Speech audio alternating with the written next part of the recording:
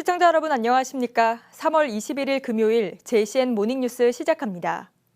우여곡절 속에 울산시의회 후반기 의장에 이성용 의원이 당선됐습니다.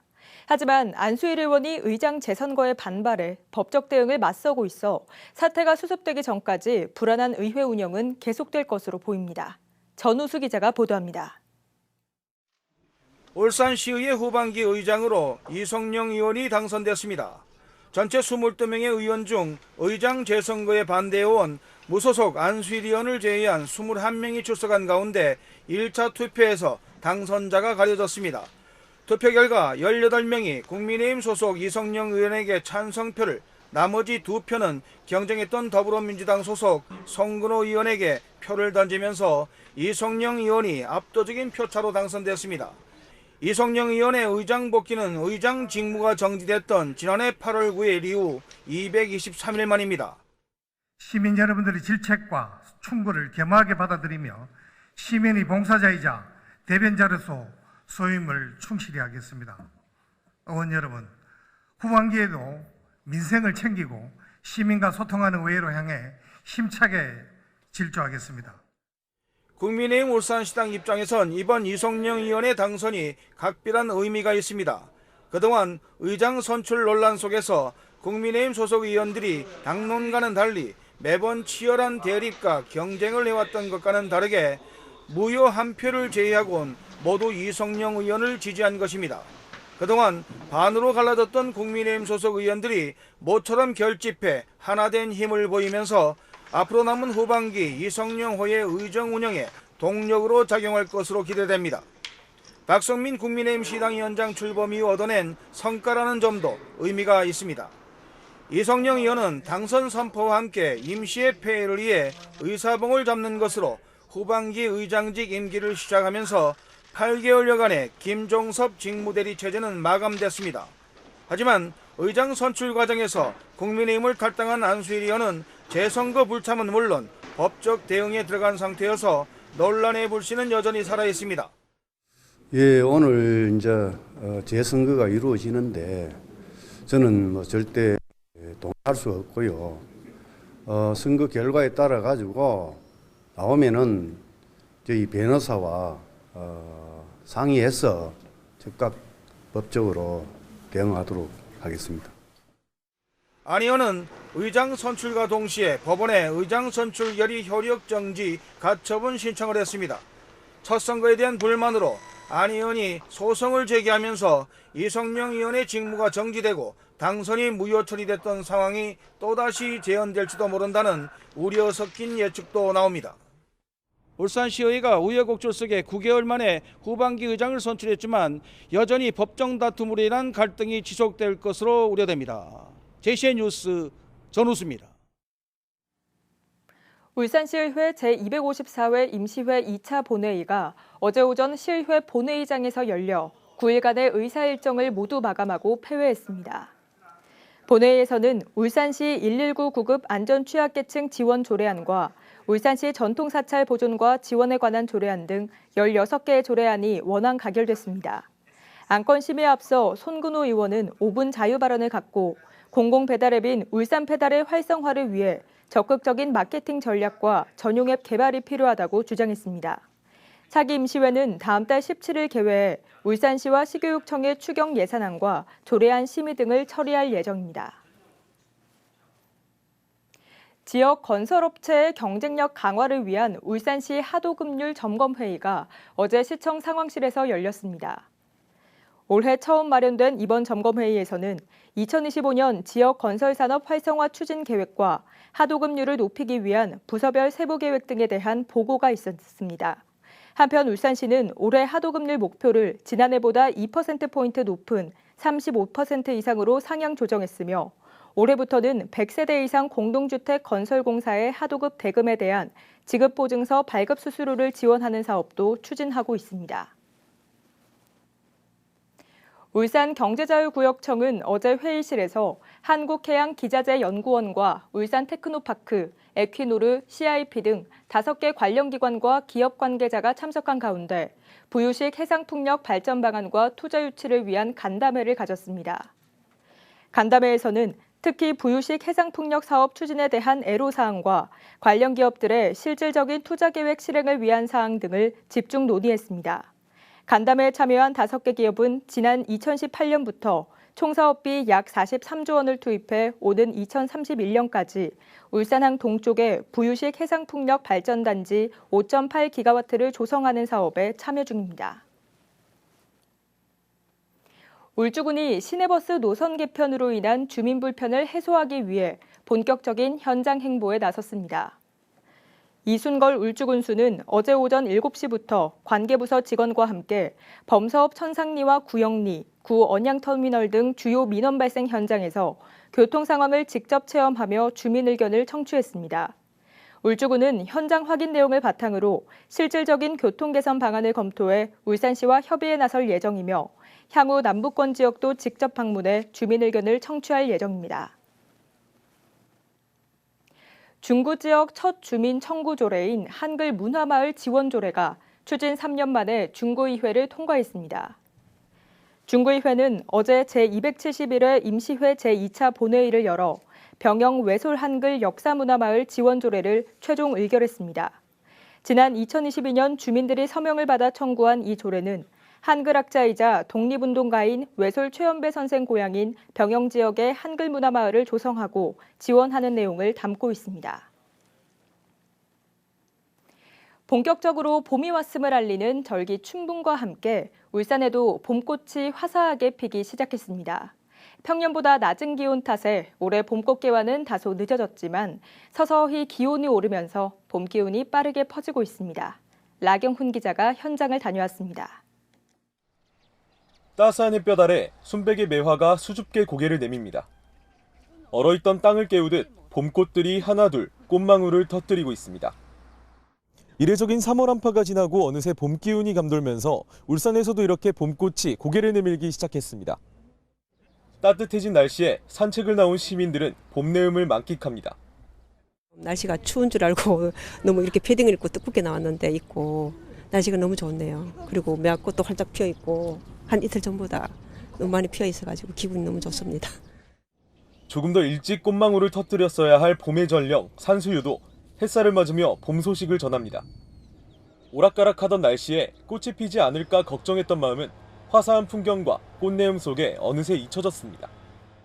꽃이 언제 필지 몰랐는데 지금 홍매화랑 산수 이렇게 너무 많이 펴서 좋아요. 너무 예뻐요. 다른 데도 꽃이 많이 피니까 꽃 구경 다닐 수 있을 때 많이 다니려고요. 추위가 물러가고 봄꽃들이 차례로 피어나면서 울산은 지금 꽃의 향연이 한창입니다.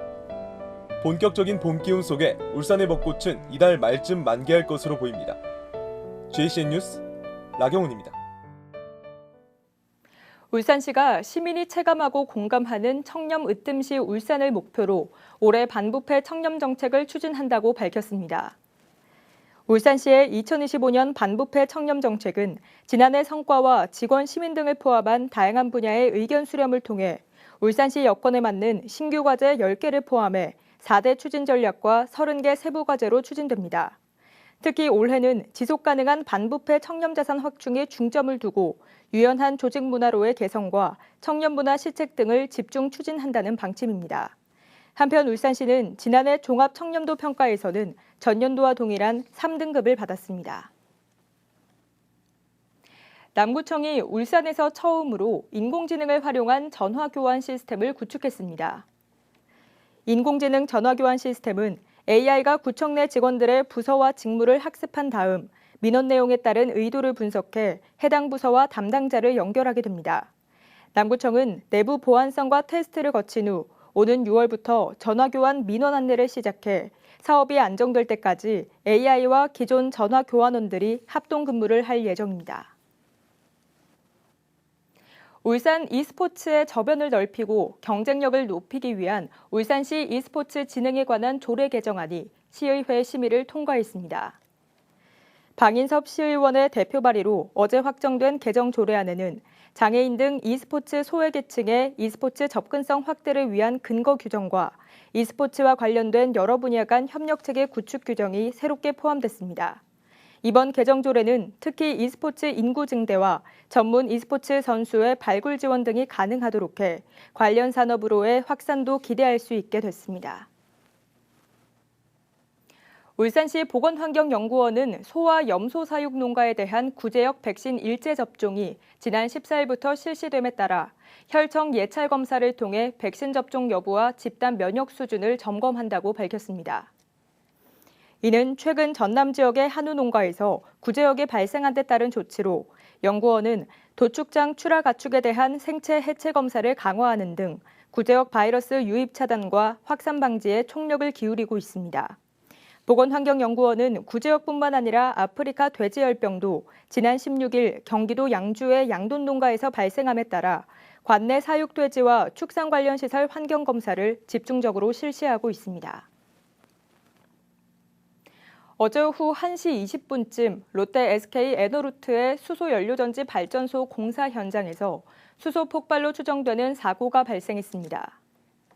이번 폭발 사고는 화재로 이어지지는 않았으나 작업자 2명이 각각 얼굴과 다리에 2도 화상을 입고 화상 전문병원으로 이송돼 치료를 받고 있습니다.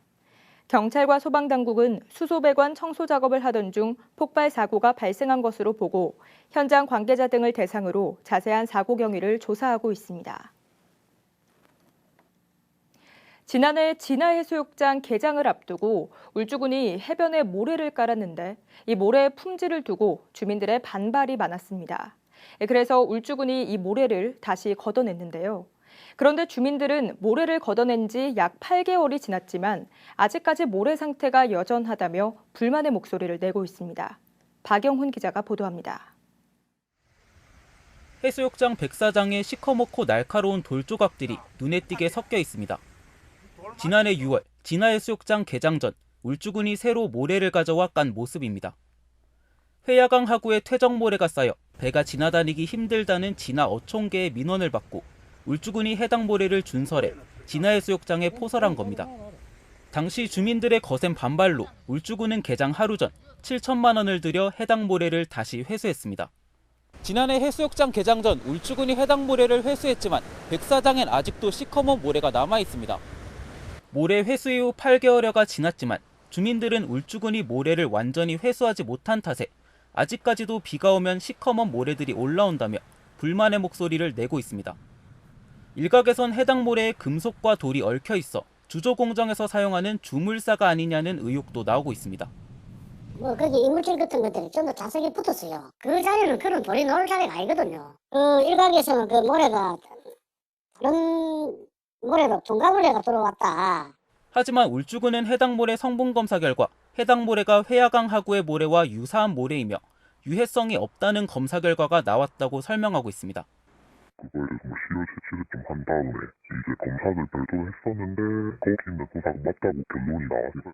이후 진화해수욕장 모래에 대한 울주군의 별다른 대답이 없자 지난해 10월 주민들은 모래를 포설한 담당 부서를 검찰에 고발했습니다. 수사 결과가 어떻게 나오느냐에 따라 해당 부서는 해수욕장의 이용 및 관리에 관한 법률에 의거해 처벌받을 수도 있는 상황. 하지만 올해 초 인사이동으로 부서 직원들이 뿔뿔이 흩어지면서 수사가 늦어지고 있는 가운데 해수욕장 모래 상태에 대한 주민들의 고심은 점차 깊어지고 있습니다. JCN 뉴스 박영훈입니다. 올해 울산시 통합방위 회의가 어제 시청 이별관 통합방위 종합상황실에서 열렸습니다. 어제 회의는 북한의 미사일 위협과 대남 오물풍선 살포, 러시아와 우크라이나의 지속적인 전쟁 상황 등 국내외 안보 정세가 불안한 상황에서 울산의 통합방위 태세를 점검하고 대비하기 위해 마련됐습니다. 회의에서는 지난해 통합방위 성과와 올해 추진 방향과 과제에 대한 발표가 있었으며 북한 무인기 위협에 대한 기관별 심도 있는 토의도 함께 진행됐습니다. 울산시는 어제 오후 시의회 1층 시민홀에서 장애인 거주시설 인권지킴이단 활성화를 위한 인권교육을 실시했습니다. 어제 교육에서는 장애인 거주시설 관리자와 인권지킴이단 담당자 50여 명이 참석한 가운데 시설 내 인권침해의 주요 원인을 분석하고 효과적인 예방대책을 공유했습니다. 특히 은종군 전 중앙장애인 권익공호기관 관장이 강사로 나서 장애인 거주시설 내 인권침해 발생 원인 분석과 대안을 주제로 강연을 가졌습니다. 북구청이 관내 5개 동에 나눔 냉장고와 냉동고 11대를 추가 설치했습니다. 이번 나눔 냉장고와 냉동고는 울산사회복지공동모금회가 공모한 지역 단위 이슈 맞춤형 지원 사업에 선정돼 받은 1억 원으로 마련됐으며 이번 추가 설치를 통해 모두 23대를 운영하게 됐습니다. 나눔 냉장고와 냉동고는 단체나 개인이 기부한 식료품과 식재료를 필요한 주민이 가져가도록 하거나 취약계층에 배달하기 위해 시작됐습니다.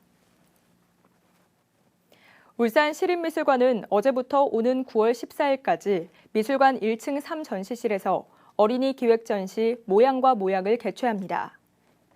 이번 전시는 어린이들이 예술과 놀이의 경계를 자유롭게 넘나들며 창의적인 경험을 할 수 있도록 기획됐습니다.